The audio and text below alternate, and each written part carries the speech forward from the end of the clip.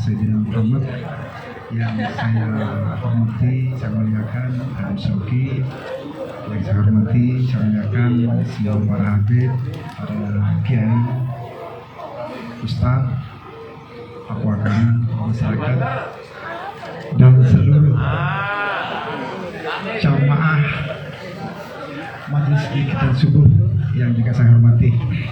Pertama-tama mari kita senantiasa panjatkan puji syukur kehadirat Allah Subhanahu wa taala, di mana pada pagi hari ini alhamdulillah kita masih tetap diberikan limpahan rahmat dan hidayah, sehingga pada pagi hari ini kita bisa melaksanakan majelis ini insyaallah semuanya dalam sehat walafiat. Amin. Kemudian salawat dan salam senantiasa kita haturkan kepada junjungan kita Nabi besar Muhammad SAW, mudah-mudahan sahabatnya untuk kita semua. Amin. Amin. Bapak yang saya hormati, pagi ini seperti yang disampaikan oleh Ketua Umum, saya akan sampaikan beberapa hal, mungkin hanya sekedar informasi saja tentang Kaptimas di wilayah Keraksan. Alhamdulillah sampai saat ini situasi dan kondisi keamanan dan tertib masyarakat secara umum kondusif. Kita masih bisa melaksanakan majelis ini dengan baik, aman, ya, kita bisa bekerja dengan tertib dan aman, ya, kerja, bisa mengantar anak sekolah, semuanya dengan aman, alhamdulillah. Ya. Kemudian yang kedua, parameter yang kedua, bahwa laporan-laporan khususnya masalah kriminalitas yang saya terima di Polsek semakin hari juga semakin menurun, alhamdulillah. Ya. Kemarin 2 minggu yang lalu kami juga berhasil menangkap pelaku curanmor lagi, ya. Warga Tiris, warga Tiris itu ada 7 TKP, ya. Yang 2 di Paiton, 1 di Besuk, di Keraksan 4 TKP, alhamdulillah, ya. Meskipun anggota saya terbatas, tapi tetap berusaha memberikan pelayanan terbaik kepada masyarakat. Jadi semua laporan tetap kami perhatikan, kami atensi untuk tidak lanjuti.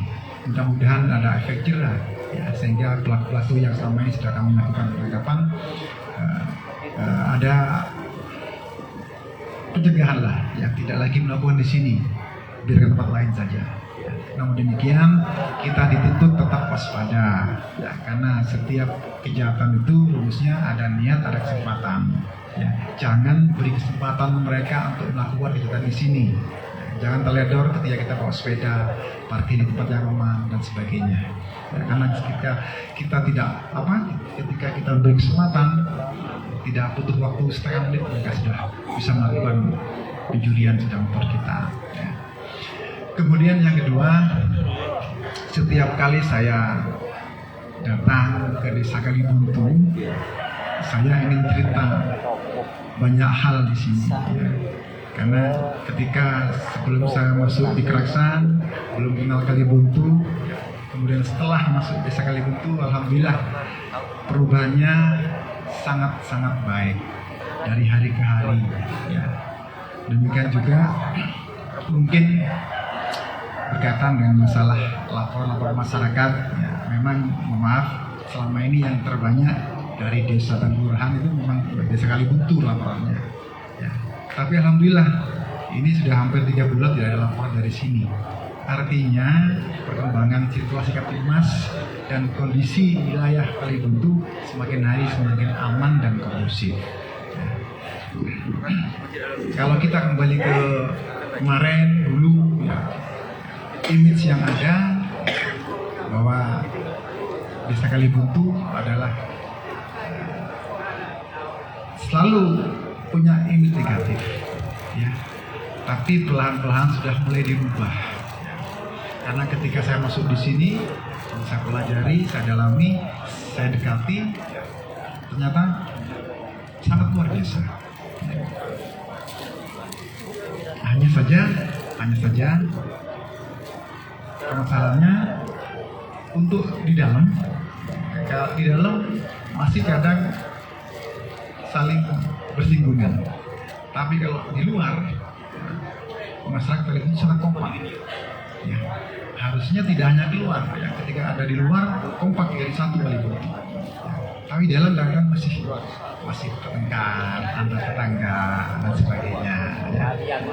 Nah, itu yang mudah-mudahan majelis ini semakin hari semakin banyak di sini, ya.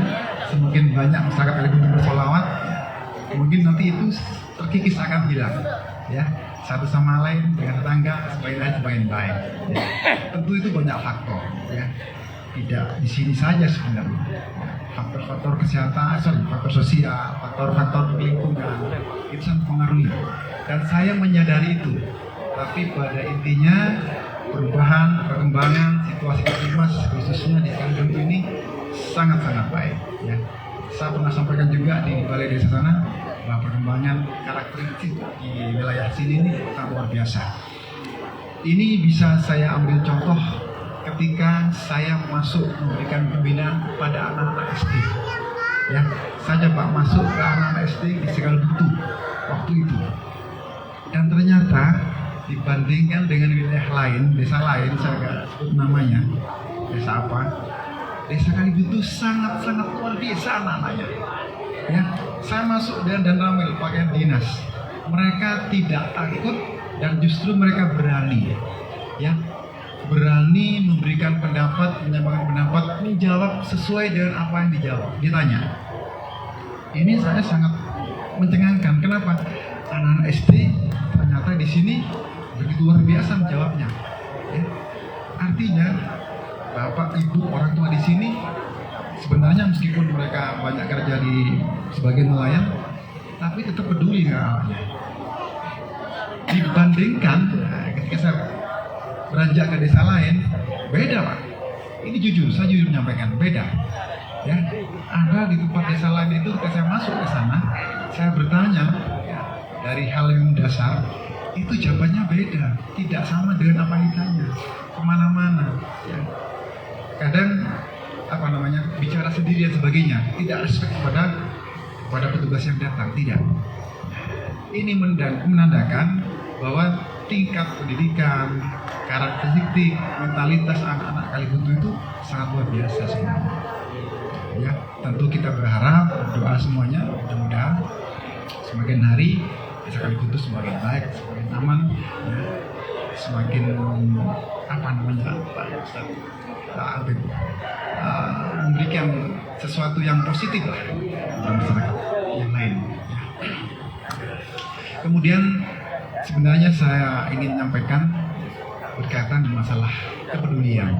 Ya, kepedulian ada 3: kepedulian sosial, kepedulian lingkungan, kepedulian perorangan. Ya. Kepedulian sosial berkaitan dengan masalah tolong menolong, saling membantu dan sebagainya terhadap lingkungan sekitar, itu sangat-sangat dibutuhkan. Ya. Ini kadang kita lupa, ya, bahwa jika kita masih ada orang yang perlu dibantu dan sebagainya. Jika ini tidak terpupuk, berpotensi jadi masalah, jadi konflik. Yang kedua berkaitan dengan masalah kepedulian lingkungan, ya, tentang kebersihan, tentang penghijauan, tentang siskambling dan sebagainya. Ya, ini semakin hari semakin ditinggalkan kadang-kadang. Ya, sekali lagi, kalau kepedulian lingkungan ditinggalkan, tidak ada yang peduli dengan lingkungan, ini juga berpotensi jadi masalah. Ini saya sekedar mengingatkan saja. Kemudian yang ketiga, kepedulian tentang perorangan. Ya, bagaimana kita peduli terhadap keluarga kita, terhadap anak-anak kita dan sebagainya. Kalau ini ditinggalkan jadi masalah. Ingat, anak-anak sekarang orientasinya bukan lagi melihat figur orang tua. Ya, mereka sudah meninggalkan nasihat orang tua. Mereka lebih percaya kepada media sosial.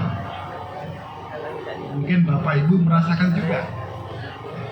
Silakan dirasapi sendiri. Apa betul begitu? Ya. Kenyataannya ketika saya datang atau didatangi oleh para guru di sekolah, semua hampir sama. Ya, penyampaiannya hampir sama. Mereka seolah-olah angkat tangan sudah menghadapi siswanya, muridnya. Ya. Saya sudah hampir 4-5 kali menyelesaikan konflik antar siswa, antar sekolah, dan semua sama. Nah, ini siapa yang mau peduli dengan anak-anak kita? Ya, ketika anak-anak masih SD, SMP, bahkan SMA sudah melakukan bukan lagi kenakalannya, tapi sudah melakukan kejahatan. Ya, kejahatan sekarang sudah masuk anak-anak. Kalau anak-anak itu namanya nakal, nah kalau sudah dewasa namanya jahat.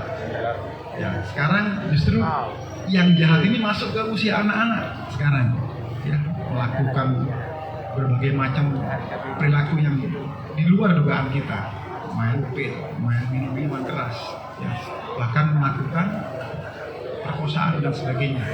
Ini terjadi loh ya. Ini siapa yang peduli kalau bukan kita? Ya, jadi saya dalam hal ini, kesempatan ini saya mengingatkan tentang 3 kepedulian itu. Mari kita resapi bersama-sama, ya, karena harapannya ketika kita peduli dengan hal itu, tentu akan memberikan kehidupan yang lebih harmonis, aman, dan baik untuk kita semua. Mari kita awali dari diri sendiri, keluarga, lingkungan, kemudian faktor sosial. Termasuk kegiatan hari ini, saya sangat bersyukur bisa berkumpul, bisa menjadi jamaah di sini, bisa setiap hari bertatap muka dengan Bapak Ibu semuanya. Kita saling mengingatkan, kita saling memberikan motivasi, dorongan, saling membantu jika ada kesulitan dan sebagainya. Kiranya itu saja yang dapat kami sampaikan, karena memang betul terbatas. Kalau banyak, saya siap sebenarnya, ya. Karena terbatas, mudah-mudahan yang sedikit ini memberikan wawasan, ya, membuka hati mata kita, ya, untuk lebih peduli, ya, terhadap diri sendiri, keluarga kita, lingkungan kita, dan sebagainya. Tentu dan harapan dan doa, mudah-mudahan kita semuanya diberikan kebaikan, diberikan kemudahan urusan, dan yang terakhir, semua hajat dan doa kita diterima oleh Allah. Itu saja dari saya. Terima kasih. Kurang lebihnya mohon maaf. Saya akhiri. Assalamualaikum warahmatullahi wabarakatuh.